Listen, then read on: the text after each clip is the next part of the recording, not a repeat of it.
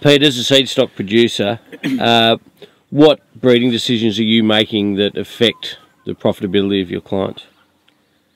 Well, I think first of all there's a tremendous responsibility on us as seed stock producers to produce animals that actually work.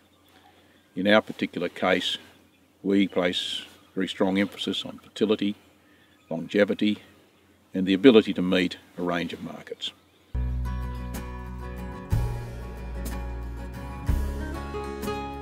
How do you do that?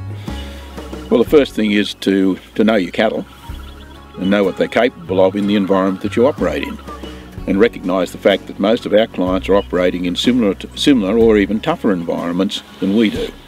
And so you've got to have cattle that are positive for fat, moderate frame size, highly fertile, and can still meet various markets. And one of the ways we test that is by putting steers into feedlot competitions and the like to see how they actually perform.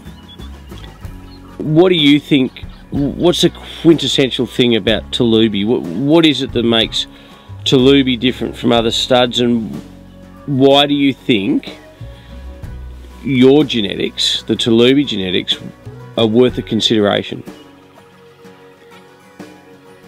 Well, I guess the answer to that lies in a number of areas, but firstly, let me say we're not dramatically different from a lot of other studs.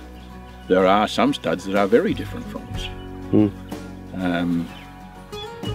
As far as we're concerned, we've been in the industry for a long time. We've been a seed stock producer since 1970. I think it probably gives us some level of expertise to know what actually works and what actually doesn't work over the long term.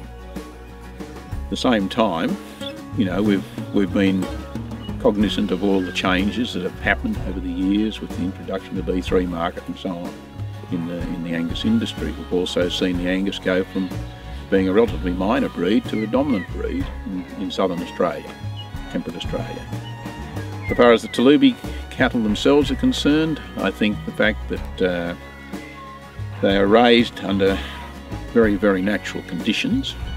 We try to avoid feeding cattle here as much as possible because feeding cattle is a very expensive operation and rather seriously impacts your bottom line.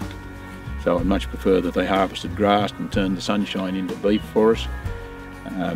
We look to maintain a high level of fertility. We look to introduce genetics selectively over time. We use a limited amount of AI, and we tend to buy sires and run about 50% of our own sires. This all added together gives us what I believe are very predictable genetics. In other words, what you buy is what you get.